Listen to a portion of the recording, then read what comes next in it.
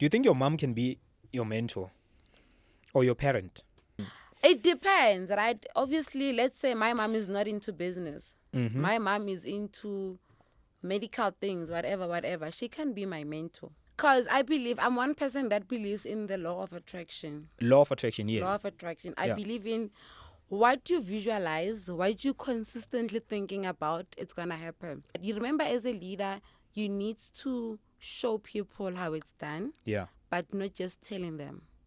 Oh, yes. Lead from Right? the front. You lead from the front, Yeah. right?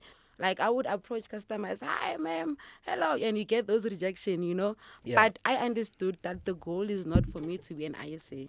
The goal is for me to get promoted to ownership and run my own business. To all viewers and listeners, I want to emphasize that it's very important for you to listen to or watch this conversation till the end in order to avoid missing information pieces and puzzles that connect to form the central objective of the conversation today. Through all the channels, this content will be distributed via. May this conversation reach both the ears of the expert and the non-expert in the subject and topics discussed between myself and the host today. Thank you. Thank you so much. Kegomoditswe Bridget Moatse. Yes. How are you doing? I'm great. How are you? I'm okay. Before we even start, I want you to talk to me about what does names or a name mean to you? Kegomoditswe. Yes. For someone who's hearing that kind of a name for the very first time, what does it mean? It means, okay, I'll just translate it, right? Kegomoditswe means comfort. I was comforted. So the origin of the name, it comes from when I was born. My mother, she lost her grandmother. So they were close. So it was more like a replacement. So it was more like, okay, I lost my grandmother and then my daughter came. So basically she's like, Kegomoditswe. So they comforted me. I lost someone, but I got my daughter. Oh, so you are a comfort to your mother. I'm the comfort. For the loss of her mother. No, her grandmother. Her grandmother. Yeah. Okay. That's beautiful. And the relationship between you and your mother, does it equate that when you look at it? Yeah. Because I'm the only child. Only? Yeah. I don't have any siblings. I don't have a brother. I don't have a sister. I'm the only child. So obviously, I'm like, Kegomoditswe. So without me, I got spoiled. Yeah. Not even, hey? Not even. Okay. Like, Yeah. I'm not.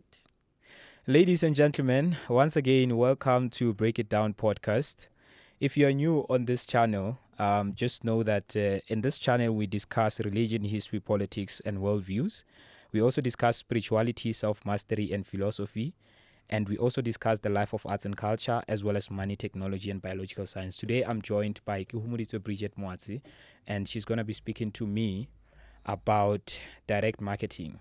And the most interesting part is that me and her went to the same high school. So I'm going to take her a little bit back towards those years.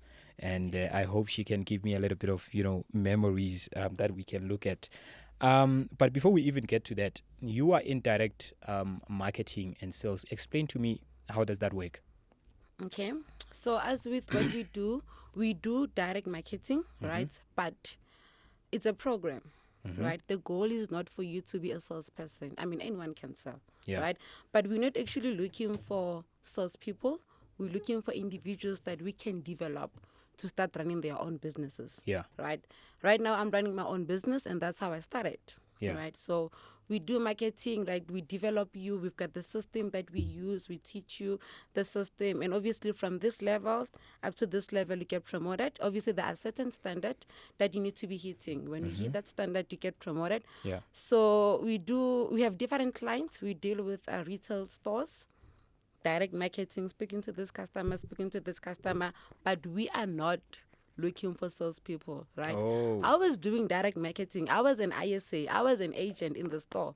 Like I would approach customers, hi, ma'am, hello, and you get those rejection, Yeah. But I understood that the goal is not for me to be an ISA.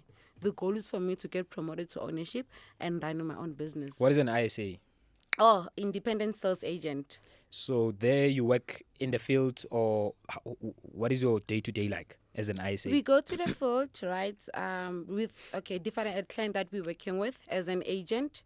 You go to the field, you pitch customers, we open can be accounts for them, can be funeral covers as an ISA, as an agent, right? And there are certain standards that you need to hit, and then you get promoted to the next level. So basically, you being an ISA, it's just the foundation, but we're not just dealing on you just being an agent, but you running your own business. That's how I started.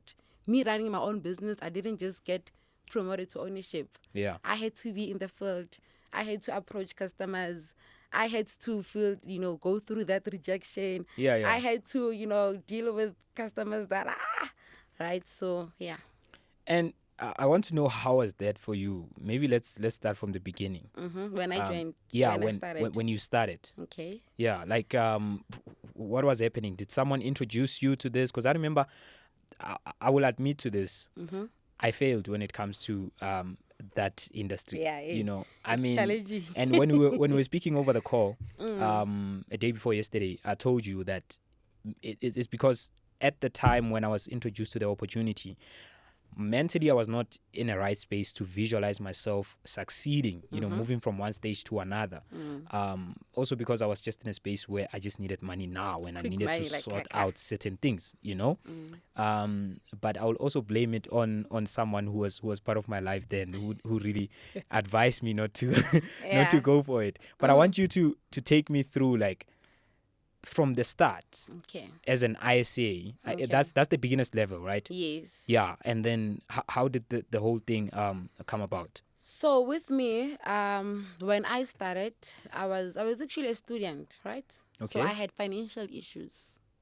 Okay. To further my studies. Yeah. So like my mom couldn't actually afford my studies. So the and what were you studying at financial management. Okay. Which is incomplete even today. Right. So I had financial issues. So the plan was, okay, Kiru, you'll have to look for something to do. Okay. Right. And save money, and then further your studies. Because with me, since I was born, my mom never worked. Like, she was one of those women. Self-employed.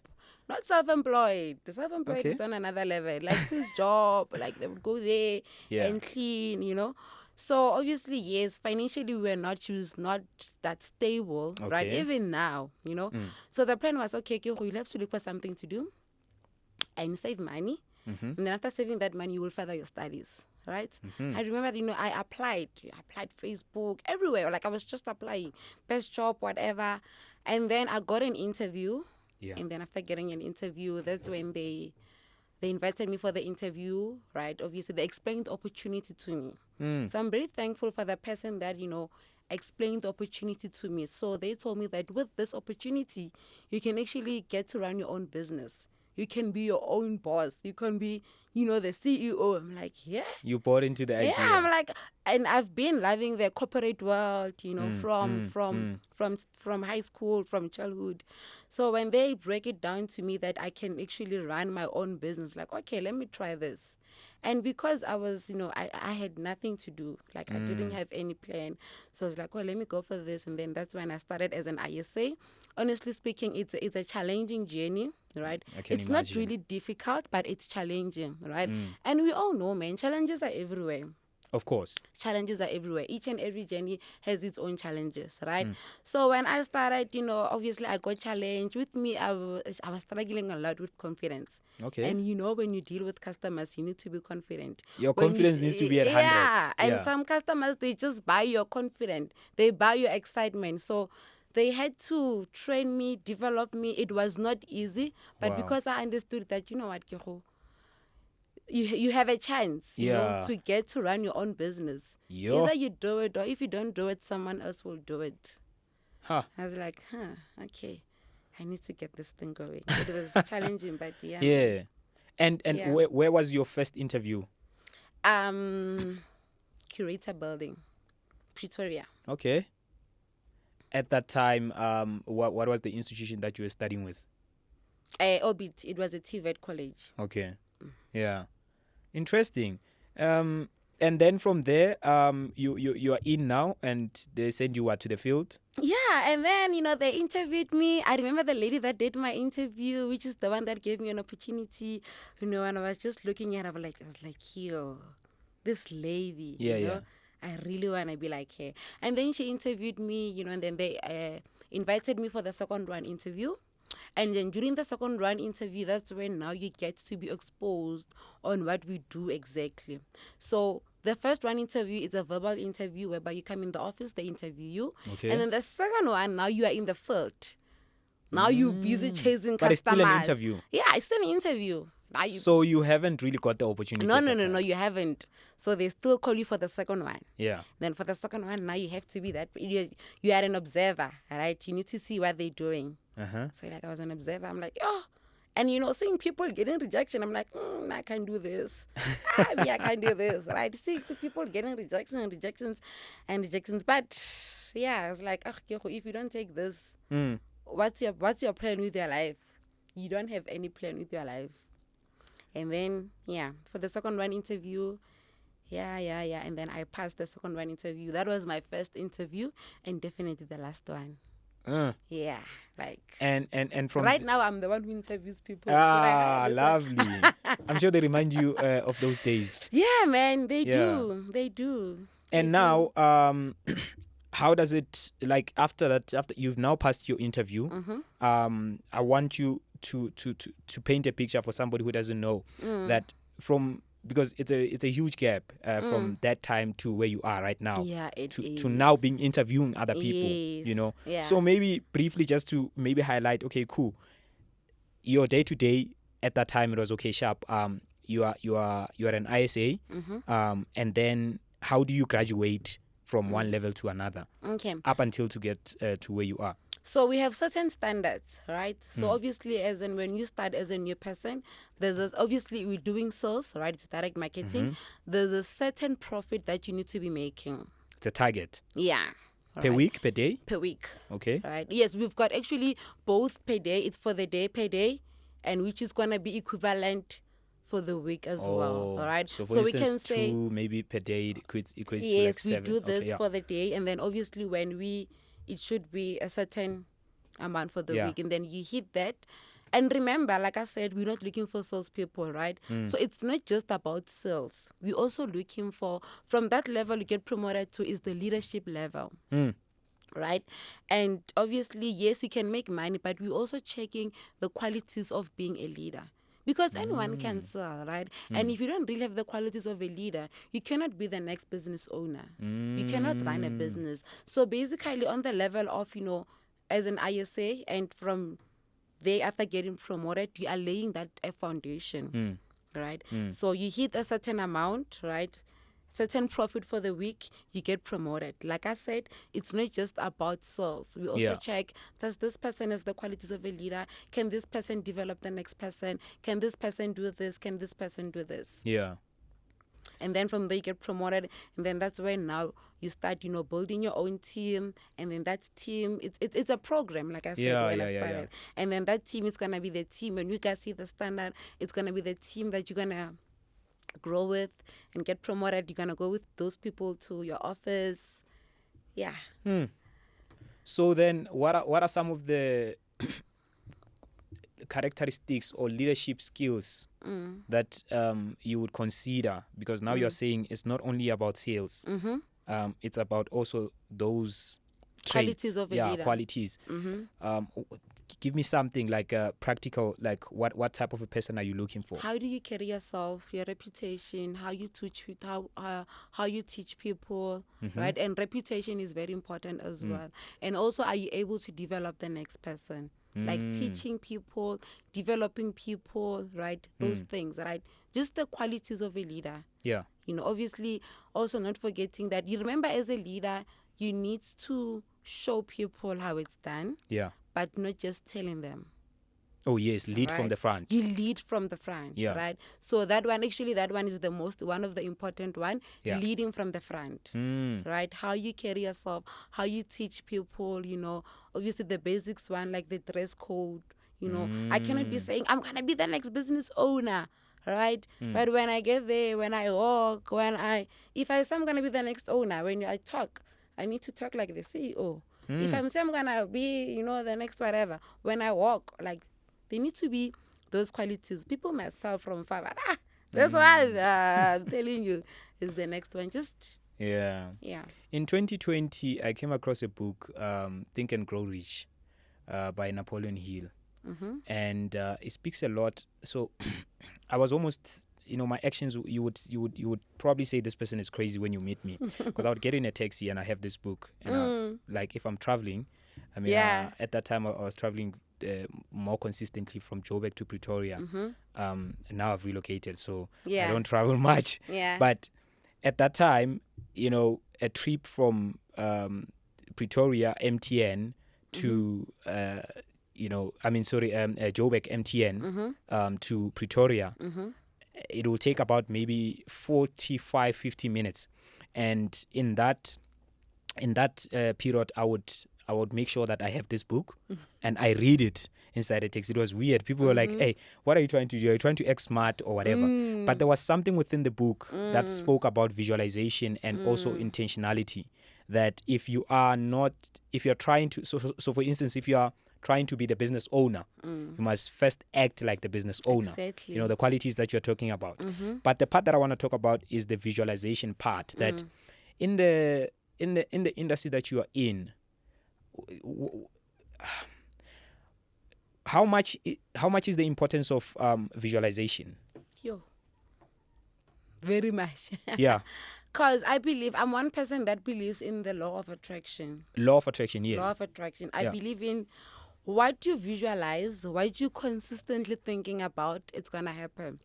And you're speaking about the book that you are reading, right? There's this book that I was reading, The Secret. For sure you know it. Everybody knows it. And there's a movie also on The Secret. Yes, right. Speaking about the law of attraction. Speaking about the law of attraction, Bob right? Proctor. Yes. So I'm one person that believes that whatever that I want, if I don't visualize it, it's not going to happen. Right? So by that time, there was a time whereby I was just an ASA, like an agent. But I'm one person that, I always think big, man. I think big. Yeah. And as an agent, I've always seen myself running my own business. I've always visualized myself. Yeah. Right? Even now, yes, I'm an owner, right? I'm running my own business. Yeah. But I'm not stopping. I see myself, I'm just thinking big. You've got more goals, bigger goals. Yeah. So I believe, that visualizing, law of attraction, you see it. Before it happens, it starts by you seeing it. It starts by you visualizing it. Then it's going to happen. And what was when you had your first interview, or maybe your second interview, and you started to see, because obviously with the first one it's like, okay, cool, at least they call me for the second one. Then now hope. Then you're on the second one. The second one is successful. How did that affect positively? How did that affect like your visualization? Did you start even like gaining even more confidence? By that time, I was just new. I didn't understand the business. Oh, yes. Right, honestly. But as time goes by, when they in our program, they always talk big with us, And I think it also goes back to how did I believe in myself, right? I believed in myself. I had that self-belief of, you can do it. So it actually affected me in a positive way because I believed in myself. And, like I said, I always visualize that, you can do it. Like that, me visualizing it. I saw you crossing the continent recently. Yes. Was that part of business or leisure? It was both. Let me explain to you. Okay. Right. So it was. And also, maybe if you don't mind, tell us which country did you visit? For sure. So I went to UK. Okay. So it was it was business, but we also had leisure time as well. So it was Gala Awards. So obviously with us, we have Gala Awards that are happening annually. Even our business, it's worldwide. You go to UK, you get it. You get to USA, you go to, it's everywhere. Right. So it was their ceremony, the Gala Awards ceremony. So we went to attend the Gala Awards and we were like, you know what, let's just, June was my birthday. So me and my mentor, we are like, we might as well go to gala, you know, and we're gonna we are both of us, we are June babies, so like we might as well go and celebrate our birthday there. And if I was not an ISA, I was not gonna get these benefits. Hey. All right, so yeah, so UK, it was nice. My first time, you know, I've never been in a flight before. The first time I catch a flight was when I was going to UK. Yeah. I always tell people that, you first time going to a flight, it was about 30 minutes, 45 minutes. Me, it was 17 hours, and I had to stop by Dubai. You? All right, so it was nice, honestly. It Yeah. was a nice experience. I had fun. You know, we went. Yeah, it was. Yeah. It was amazing, man. So when you stop by Dubai, what happens? Just you're changing flights. Yeah, we were changing. So you so we didn't take the one that goes straight to direct, London. Yeah, the direct one. So we from Joburg to Dubai, and then from Dubai we were connecting to London. Oh, so you get to the airport. Yeah. Okay. Get to the airport. And how long from Joburg to Dubai? I can't remember, but roughly the total hours was 16 to 17. When you get hours. from here to UK. To UK. Okay. Yeah, I think maybe it's because there were those connecting, stopping by Dubai and all that. And the experience for you, looking at people, different people, the experience in UK. Yeah, different space. It was amazing. Or you just felt like it's just another elevated city. Not even like I could. The atmosphere. It's different. It's different. Yeah? You know, the atmosphere. It was nice because I got shocked that by 10 p.m. it's still it's not dark. It's not dark. You see how the weather is around in South Africa around 5, 6. Yeah. It's not dark yet, right? Yeah. It's semi-dark, it's semi-light. Semi-dark, it's in between. So in UK, by 10 p.m., it's still like that. Whoa. Mm-hmm. So then in the morning, I would imagine, okay, what time is the sun rising at that time? I think the sun rises the same time, but the sunset delays compared to here in South Africa. Okay.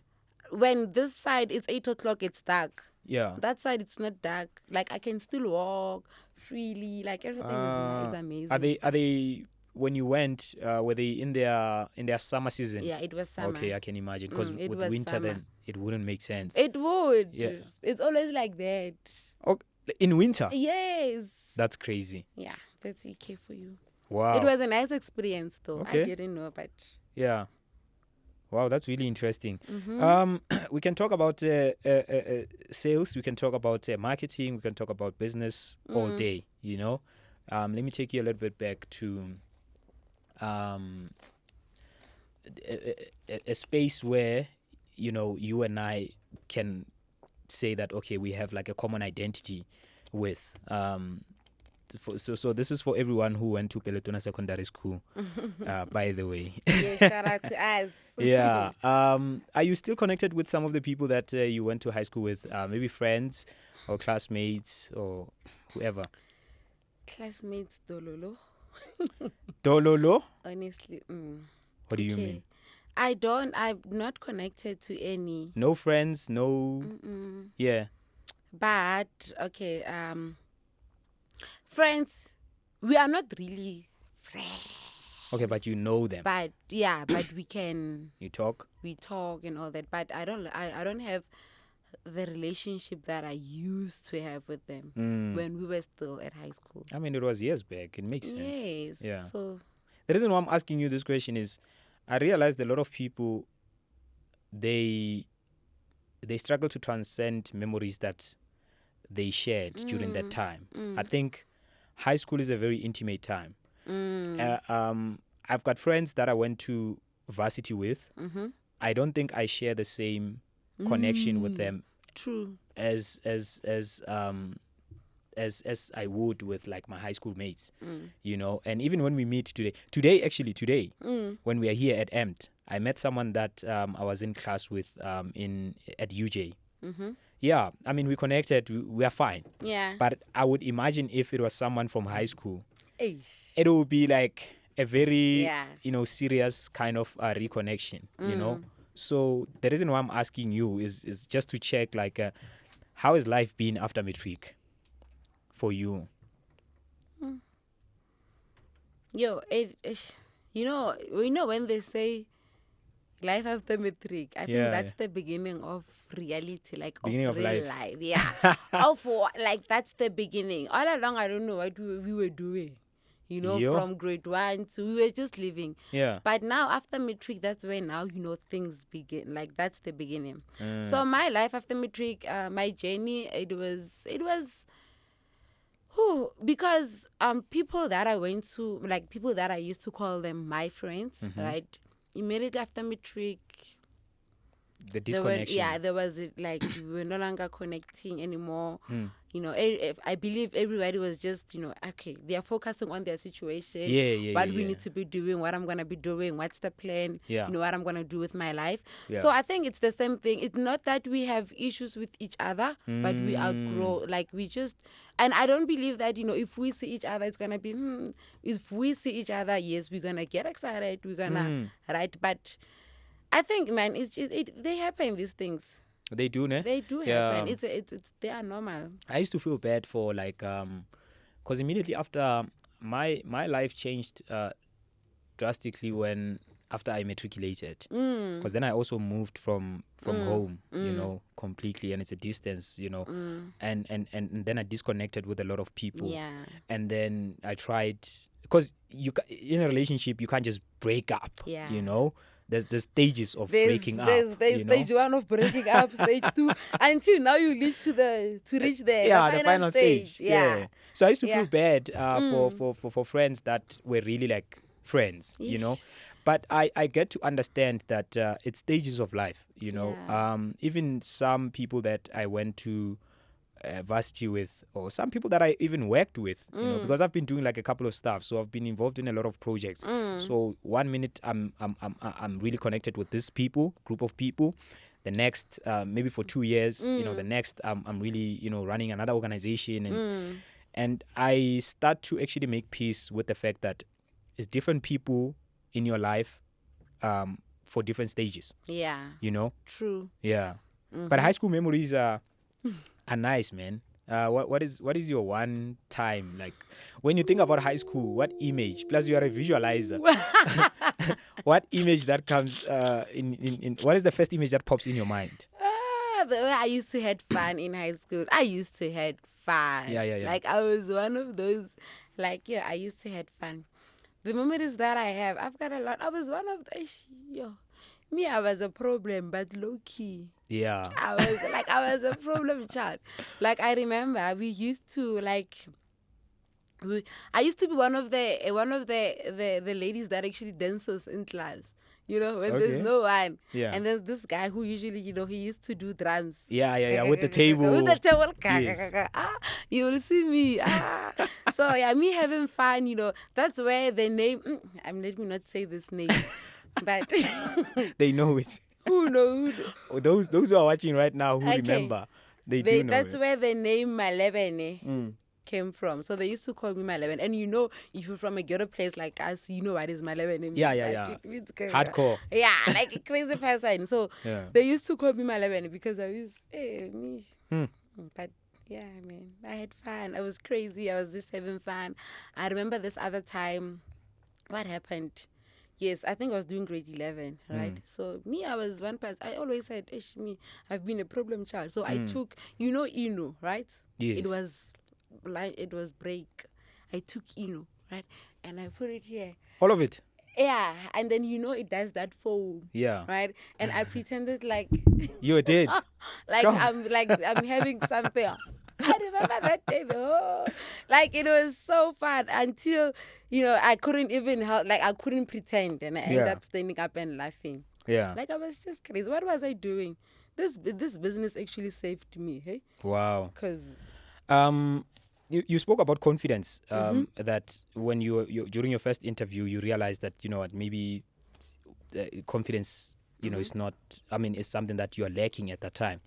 But with the stories that you're telling me right now, someone who is even listening to this for the very first time could argue that, no, actually, you've always been a confident person. So would you say that confidence was the actual issue, or you were not really familiar with the industry at that time? I would say both, because I was never direct or salesperson, right? And my confidence, it came like this, me doing sales, my marketing, it really, me doing direct marketing, right? It really contributed to my confidence. Wow. Because I believe that, I mean, imagine how many people am I speaking to in a day, right? And if I'm doing that consistently, you wanna tell me that I won't gain confidence? No, If by you're default, if you're speaking to a lot of people, different people, strangers, people that you don't know, like on a daily basis, somehow, you're gonna gain your confidence. You will get the confidence. I mean, you having to approach that customer already, it requires a lot of confidence. And obviously, we get trained, right? That this is what you need to be doing, right? And always, yeah. I'm going to deviate a bit, because when you start talking about, like, engaging with a number of people, consistently, when you look at the pandemic of depression and anxiety for our society, one of the things that, life coaches or people outside of, the traditional medical industry will tell you, like maybe even a therapist sometimes, will tell you is, if you are anxious, it means now you don't want to be in like group settings, right? Or you don't want to be out there, right? The first practice that you need to do is to maybe, one of the first practices is to maybe say, I want to talk to about 10 people per day. And that scientifically has been proven that it reduces anxiety so much.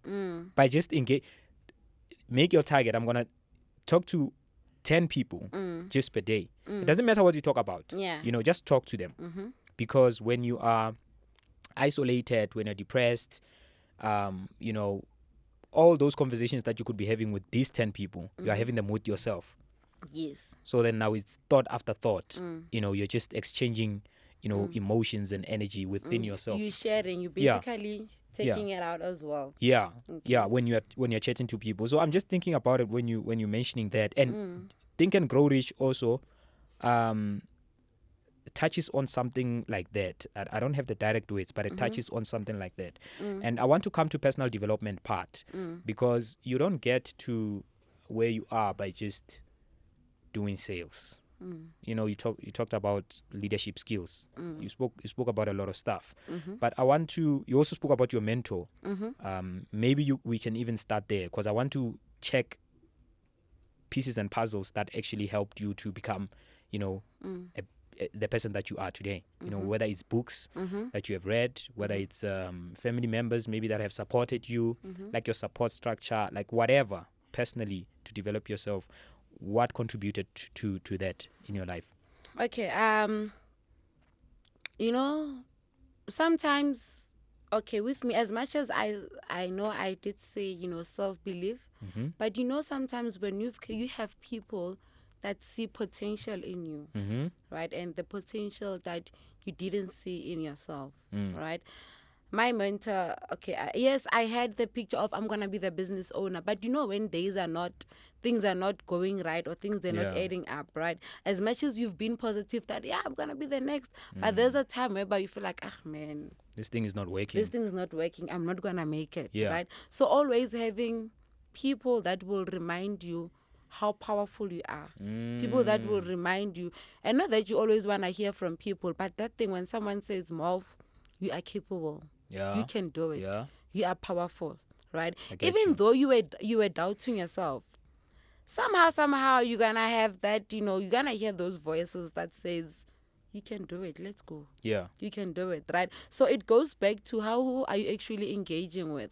Who are you actually spending your time with? People that you with. What are you guys speaking about? Right? If you don't bring any positivity to me, I can't spend time with you. Right? I can't. Like, you don't match my goals. You understand?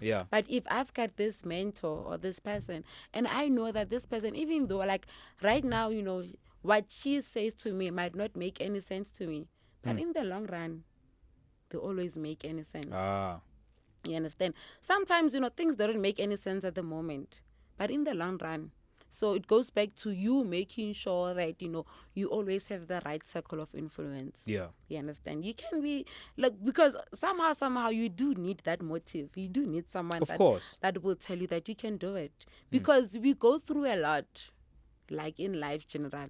Like we go through a lot. And imagine if now I'm going through a lot, I'm on my own and I don't have anyone to tell me that, you can do it. If I don't have that person, but if now that's someone that I'm looking up to, that person that is always speaking positive things to me and comes to me, do you remember you once faced this situation and then you did this? Do you remember someone that will always remind the good that you were doing? So would you say that a role of a mentor, maybe in your life and generally, is to give you that reminder? Mm-hmm.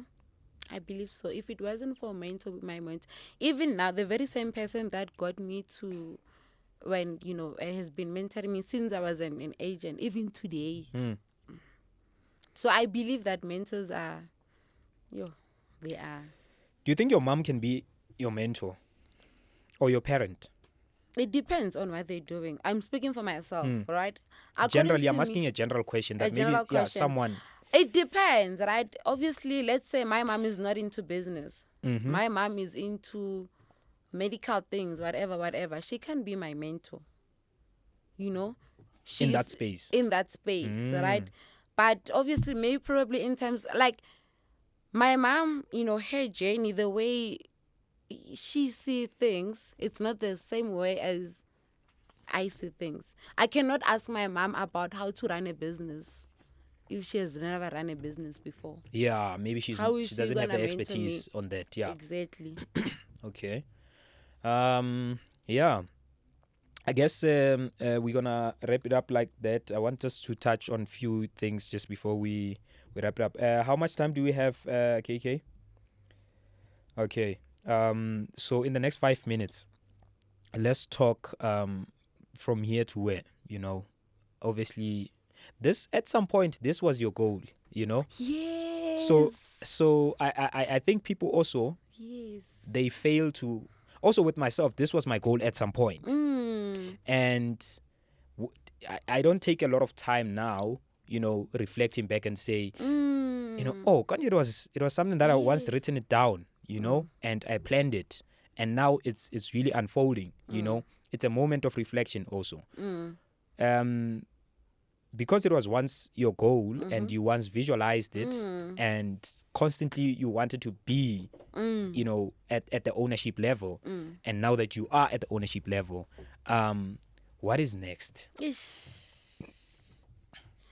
So, what's next? Yeah. One thing about me. A tough question. Yeah, it is, hey? But one thing about me is I always tell myself that be unstoppable, right? Go big, right? Okay, the goal now, I'm in ownership, but like this program, there's still more. Okay, right? So this is not the pinnacle. It's not ownership, it's just a check-in. Okay. Yeah. So you can still achieve more levels. Yeah. Yeah. There's more where we call regionals. Okay. National consultants. Okay. The VPs. Okay. Yeah. Now we're talking about isn't just a game. All right. Yeah. So from here to national consultant and VP, and being international. That's my goal. Like I wanna be international. When they go to USA, they say yes, Kego. When they go to unstoppable, unlimited, no limitations. Okay. And the very same way I visualize where I am right now. Yeah. That's the same way I'm gonna visualize me being the national, being the international, and it's gonna happen. All right. If you just tuned in, thank you for choosing this podcast. The name of my podcast is Break It Down with Elvis Mulifimolf. In this podcast, I invite human beings who are passionate to engage and break down conversations under the following themes: religion, history, politics, and worldviews. That's number 1. Number 2, spirituality, self-mastery, and philosophy. Number 3 is the life of arts and culture. And number 4 is money, technology, and biological science. To all the viewers and listeners listening or watching right now, I want to emphasize that it's very important for you to watch and listen this conversation till the end in order to avoid missing information pieces and puzzles that connect to form the central objective of this conversation today. Through all the channels, this content will be distributed via. May this conversation reach both the ears of the expert and the non-expert in the subjects and topics that are being discussed today. Once again, thank you for choosing this podcast. My name is Elvis Mulifimov. This is Break It Down Podcast, episode number 7. Thank you.